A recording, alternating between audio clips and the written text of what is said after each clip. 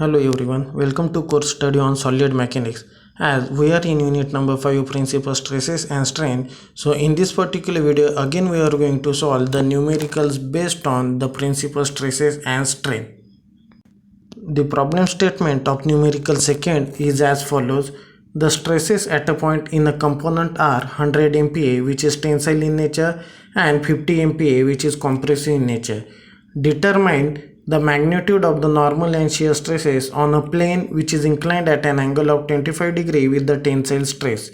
Also determine the resultant stress and the magnitude of maximum intensity of shear stress. Okay, so as per the data given in the numerical, we have a stresses at a point and those values are 100 MPa which is tensile in nature. So this is 100 MPa. Okay, as it is tensile in nature, so it will act away from the body. The second stress is 50 MPa which is compressive in nature, so it will act towards the body, and this is 50 MPa acting towards the body. Okay, determine the magnitude of the normal and shear stresses on a plane which is inclined at an angle of 25 degree with the tensile stress. Okay, so it makes an angle of 25 degree with tensile stress means this one. This is the tensile stress. Okay, and with this the angle is 25 degree. Okay, but all of you know that we have derived our equation for this particular angle. So try to find out this angle.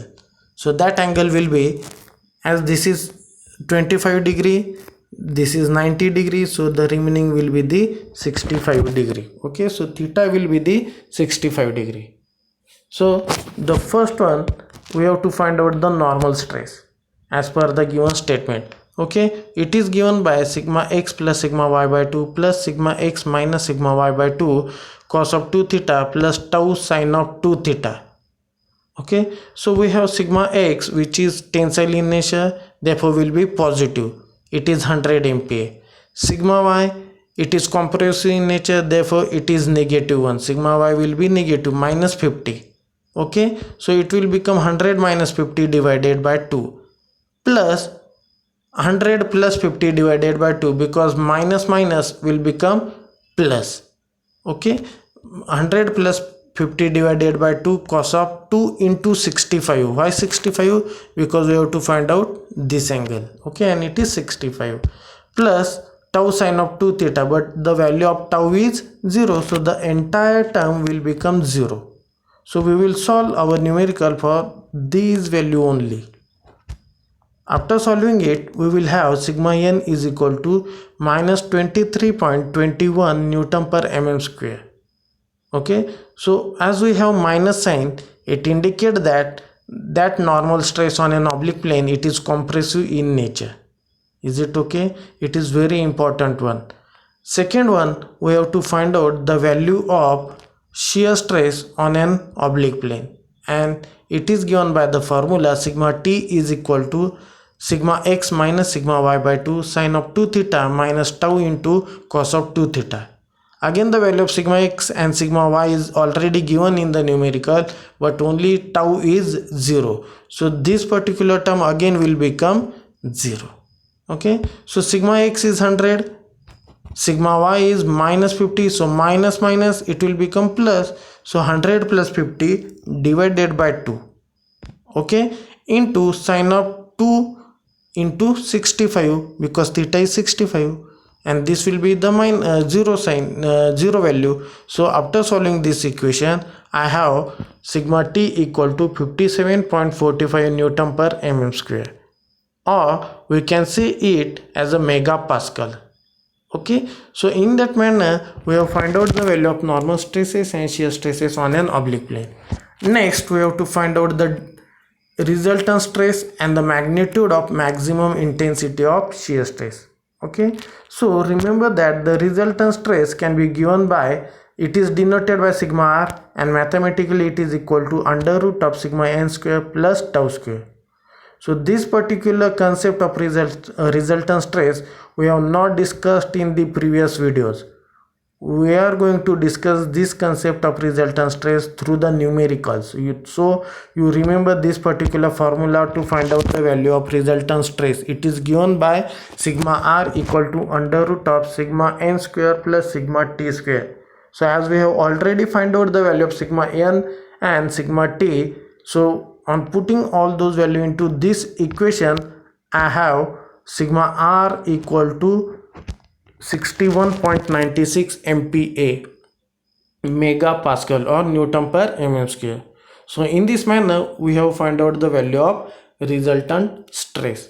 Okay, and next we have to, last concept we have to find out is maximum intensity of shear stress. So all of you know that how to find out the maximum value of shear stress.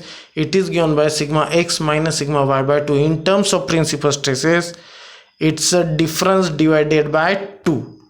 Okay, so sigma x is 100 minus of 50, because sigma y is minus 50, so minus it will become plus. So 100 plus 50 divided by 2, we have sigma t maximum 75 Newton per mm square or megapascal. So in this manner we have determined all those values. Now we will proceed to next numerical, that is numerical number 3rd. The statement is as follows: a point in a strain material is subjected to direct stresses of 120 MPa, which is tensile in nature, and 65 MPa, which is compressive in nature. Determine the magnitude of the normal and shear stresses on a plane inclined at an angle of 20 degree with the tensile stress.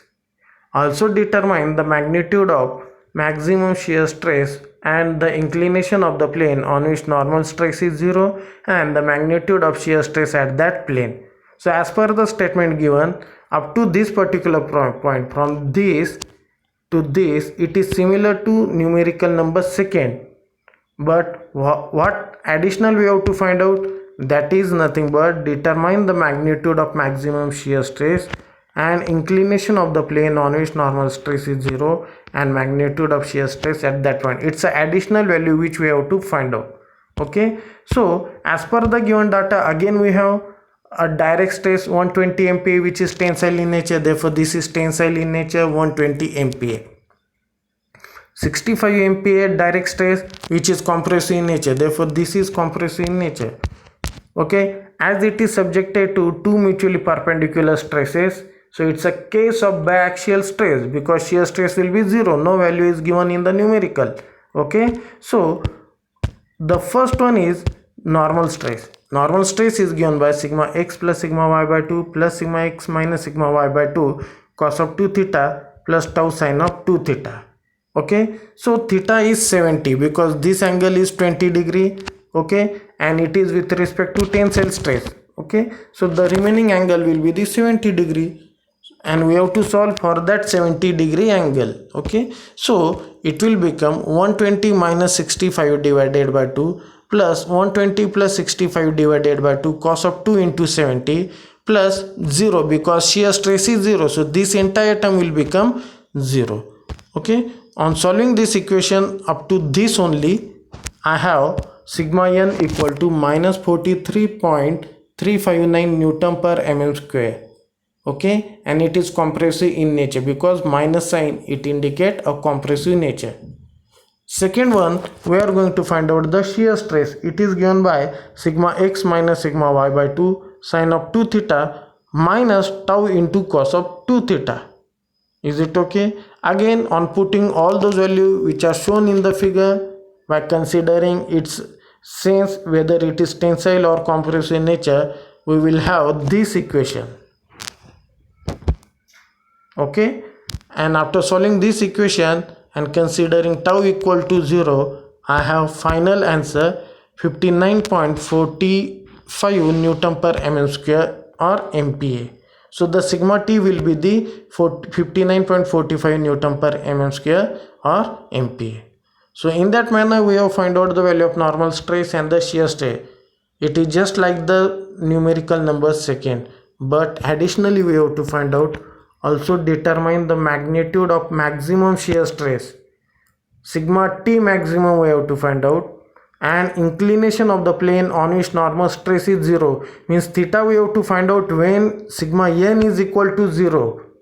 Is it okay? And once you find out the value of theta, from that theta again find out the value of maximum magnitude of shear stress, not maximum shear stress, it's a shear stress only. Is it okay? So again we will consider the value of maximum shear stress. It is given by sigma T maximum equal to sigma x minus sigma y by 2 in terms of principal stresses. So on putting value of sigma x and sigma y, I have 120 plus 65 divided by 2. Okay, and solving for this, we will have sigma T maximum 92.5 Newton per mm square or MPa. Is it okay? So once you know the value of sigma T maximum, so what it indicates, it's a value of maximum shear stress. Okay, now next we have to find out inclination of the plane on which normal stress is 0. So theta we have to find out when sigma n is 0. Is it okay? So we have normal stress given by this equation, sigma x plus sigma y by 2 plus sigma x minus sigma y by 2 cos of 2 theta plus tau sin of 2 theta.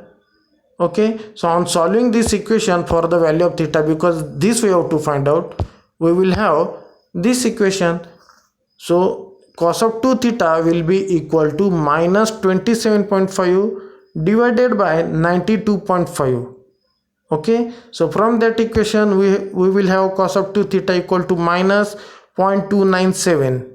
Therefore 2 theta will be equal to cos inverse of answer, that is minus 0.297. So on solving this equation for the value of theta, we have theta equal to 53.63 degree. Okay, so this is the plane on which sigma n is 0. Is it okay? Now for that particular value of theta, we have to find out the value of shear stress, and it is given by sigma x minus sigma y by 2 sin of 2 theta minus tau into cos of 2 theta. Now again tau is 0, so we are not going to consider this value. After considering for this case, I have sigma t given by 88.31 Newton per mm square or megapascal. So in this manner we have determined whatever the questions asked in the given numerical. Okay, in the next lecture again we are going to solve the numericals based on the concept of principal stresses and strain. So today we will stop here. Thank you.